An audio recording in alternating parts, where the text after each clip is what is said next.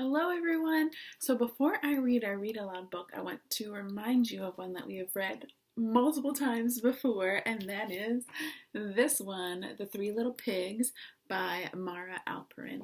And this little book I want you to just keep in mind as you listen to this next read aloud, because it's going to raise some questions, I think.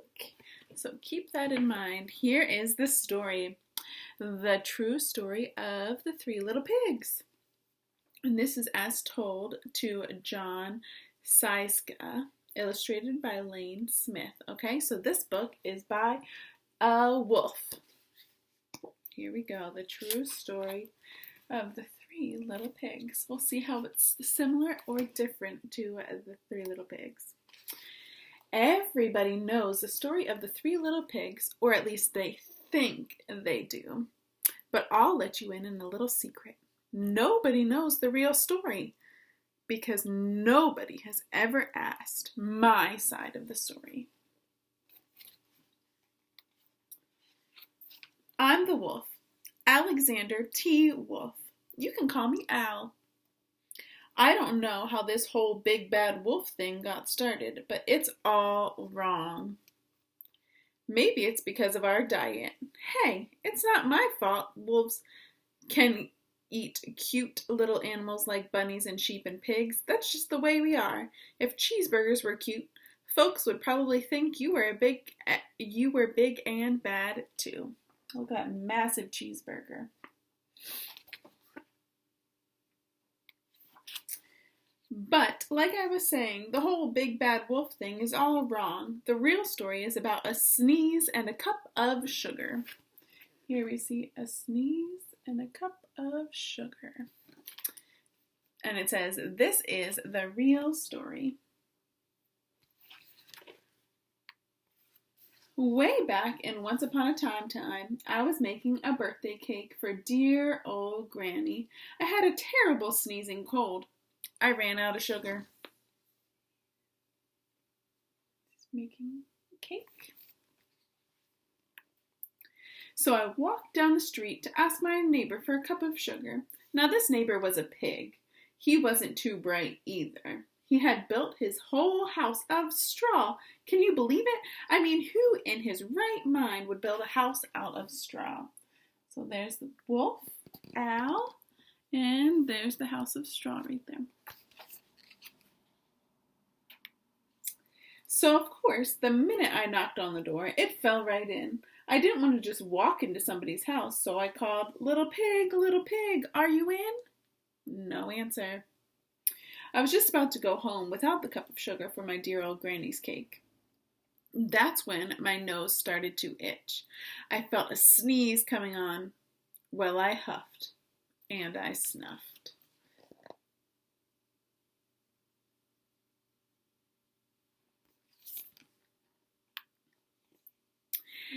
And I sneezed a great sneeze.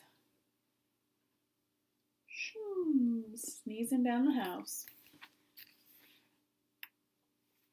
And you know what? That whole darn straw house fell down, and right in the middle of the pile of straw was the first little pig, dead as a doornail. He had been home the whole time.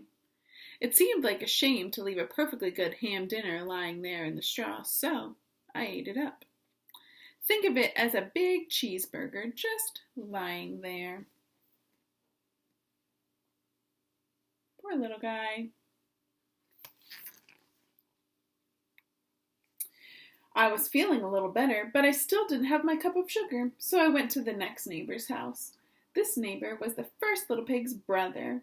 He was a little smarter, but not much. He had built his house out of sticks. I rang the bell on the stick house. Nobody answered. I called, Mr. Pig, are you in? He yelled back, go away, wolf, you can't come in. I'm shaving the hairs on my chinny chin chin.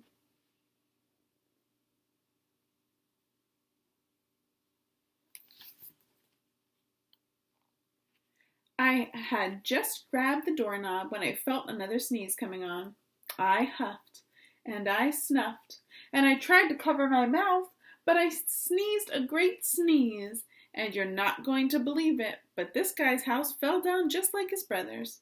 When the dust cleared, there was a second little pig, dead as a doornail. Wolf's honor.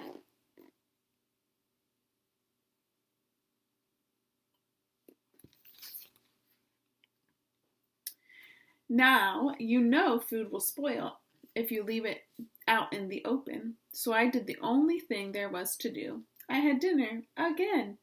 Think of it as a second helping. I was getting awfully full, but my cold was feeling a little better, and I still didn't have that cup of sugar for my dear old granny's birthday cake. So I went to the next house. This guy was the first and second little pig's brother. He must have been the brains of the family. He had built a house of bricks. I knocked on the house. No answer. I called, Mr. Pig, Mr. Pig, are you in? And do you know what that rude little porker answered? Get out of here, Wolf. Don't bother me again.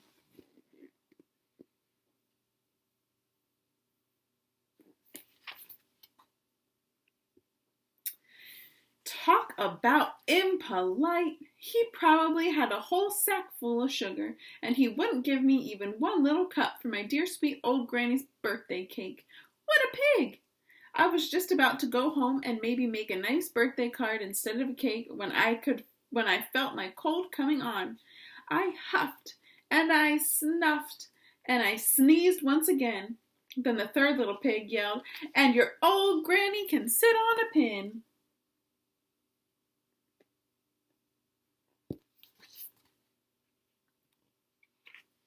Now, I'm usually a pretty calm fellow, but when somebody talks about my granny like that, I go a little crazy. When the cops drove up, of course I was trying to break down this pig's door, and the whole time I was huffing and puffing and sneezing and making a real scene.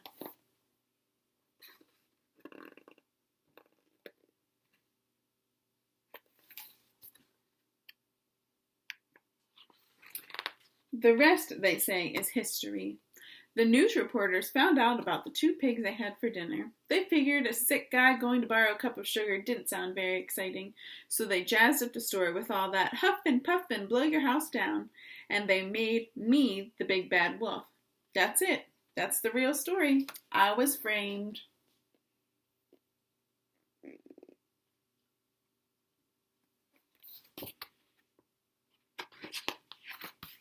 But maybe, could you loan me a cup of sugar?